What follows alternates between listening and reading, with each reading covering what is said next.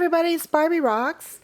Today I'm going to do a quick video about a doll review about dolls that you pick up at the dollar store or dolls that you pay less than $10 for. So here I've got two clone dolls.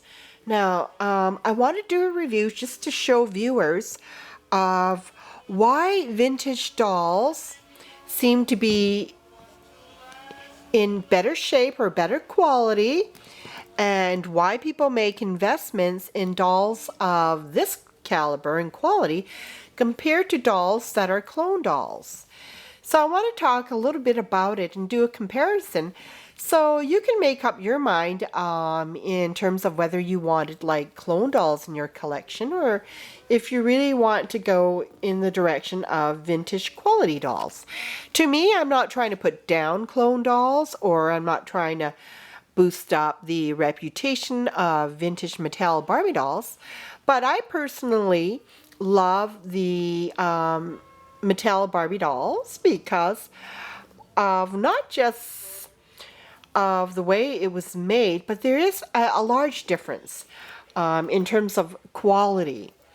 And when I speak about quality, I'm talking about these dolls here. Let's focus on it. Now, this doll here is, I believe, I'm going to take a good guess because I think this doll was made in Hong Kong.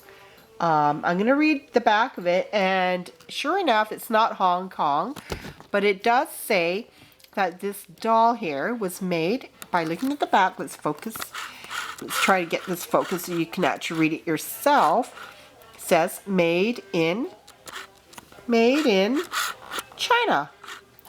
So, as you know, it's made in China, so we're dealing with a doll that was produced in China.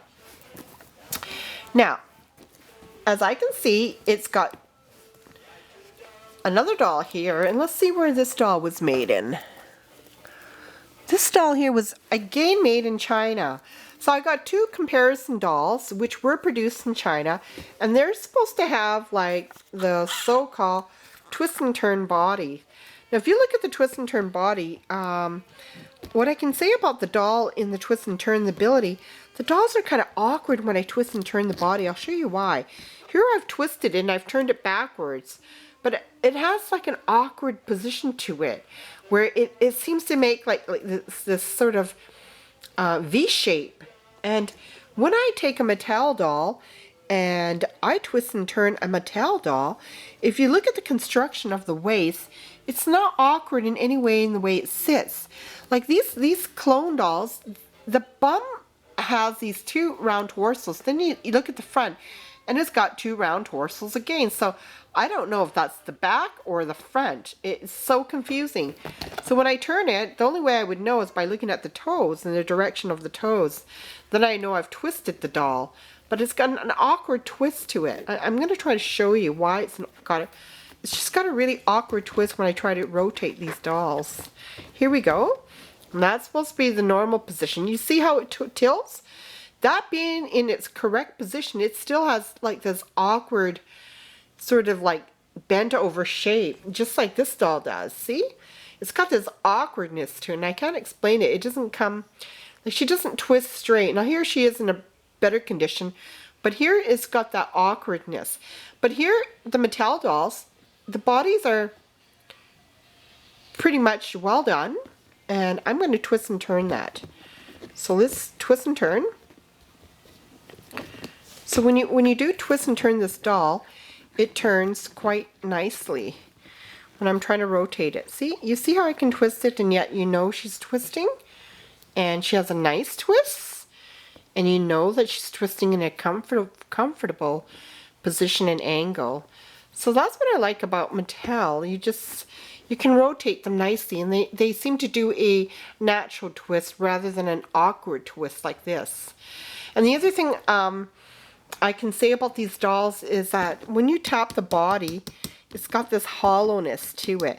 They're very lightweight, and they've got this like hollowness to it. And I know that also with Mattel dolls, they're not hollow.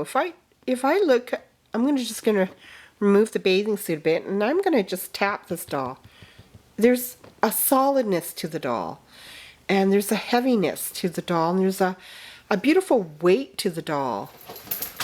I'm just going to look at the way the knees bend. And again, it does have the bendable knees. And the clone dolls sort of imitate that, where it does bend.